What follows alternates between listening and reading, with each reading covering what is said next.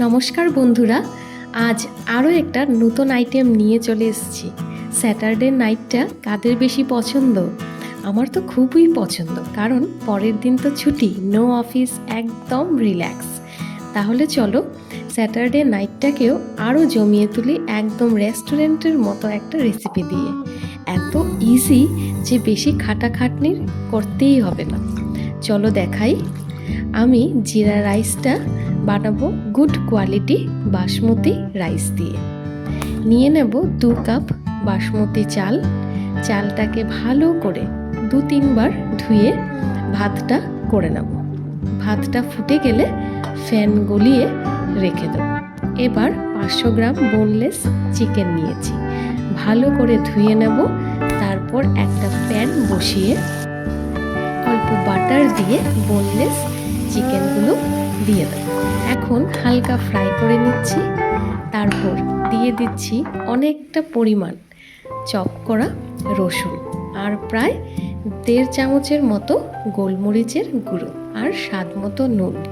ভালো করে মিশিয়ে ঢাকা দিয়ে কুক করব।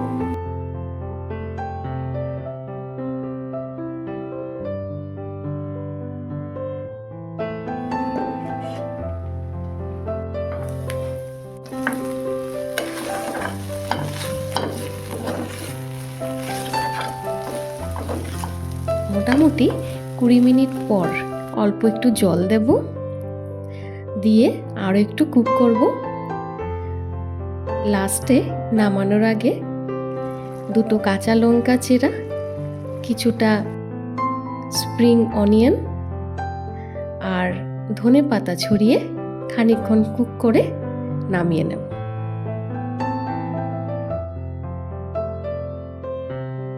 জিরা রাইসের জন্য একটা কড়াইয়ে অল্প ঘি দিয়ে কিছু গোটা গরম মশলা দেব। তারপর 1.5 চামচের মতো গোটা জিরে ফোড়নে দেব। জিরেটা ফুটে গেলে আগের থেকে করা ভাতটা দিয়ে অল্প নুন আর চিনি দিয়ে মিশিয়ে নিলেই তৈরি হয়ে যাবে জিরা রাইস। দেখো বন্ধুরা, কি সুন্দর! এই এত সহজেই বাড়িতে তৈরি করে নিতে পারবে জিরা রাইস। আমি খুব অল্প উপকরণ দিয়ে হালকা পরিমাণ ঘি দিয়ে করেছি। সার্ভ করব এখন গরম গরম জিরা রাইস, আর তার সাথে গার্লিক পেপার চিকেন। শুধু 2 উপকরণই লেগেছে চিকেনটাতে, রসুন আর গোলমরিচ।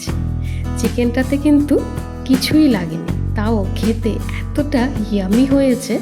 বন্ধুরা, কতটা সহজ ছিল, তাই না?